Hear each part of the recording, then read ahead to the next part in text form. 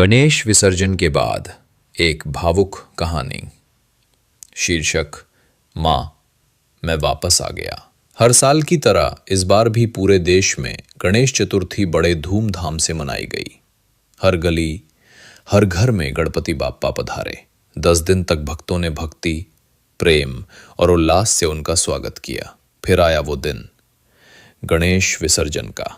ढोल नगाड़ों की आवाज, गुलाल से रंगी हवाएं, भक्तों की आंखों में आंसू और दिल में श्रद्धा। सब गणपति बाप्पा को भावभीनी विदाई दे रहे थे।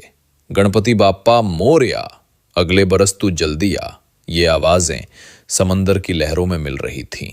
समुद्र के बीच में जैसे ही मूर्तियां जल में उतारी गईं, कुछ भक्तों की मूर्तियों को गहराई में जाने से पहले लहरों ने जोर से टकराया।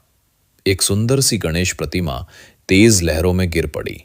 उसकी एक दाईं आंख टूट गई और सिर पर चोट लग गई। गणपति बाप्पा की आत्मा उस क्षण जल से निकलकर अपने कैलाश पर्वत की ओर चल पड़ी।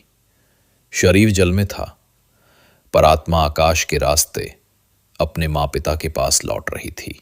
कैलाश पर्वत पर पार्वती माता ध्यान में थीं। अचानक उनके मन में एक बेचैनी हुई। मेरा बेटा गणेश, कुछ तो हुआ है उसे। उन्होंने आंखें खोली और तुरंत शिवजी की ओर देखा। उसी समय आकाश में एक हल्की सी रोशनी चमकी और गणेश जी की आत्मा थक कर चोटिल अवस्था में माता पार्वती के सामने आ गिरी।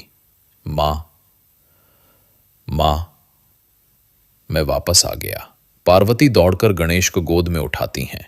गणेश, ये क्या हाल कर लिया तूने? तुझे चोट लगी है। ये तेरी आंख, तेरी सूंड भी खरोंच गई है। गणेश मुस्कुराता है। मां, भक्तों ने मुझे बड़े प्रेम से बुलाया था। मैं गया। उन्होंने मुझे खिलाया, नचाया, सजाया। लेकिन जब जाने का समय आया तो कुछ लोगों ने ध्यान नहीं दिया। मुझे जोर से फेंका गया। मेरा सिर चट्टान से टकराया। पार्वती का हृदय रो पड़ा। उनकी आंखों से आंसू झरने लगे। क्या अब भी लोग ये नहीं समझते कि मूर्ति में केवल मिट्टी नहीं, भक्ति और मेरी ममता भी होती है? शिवजी ने धीरे से गणेश के सिर पर हाथ रखा। अब तू आराम कर पुत्र। अगली बार हम ही तुझे भक्तों के पास भेजेंगे और ध्यान रखेंगे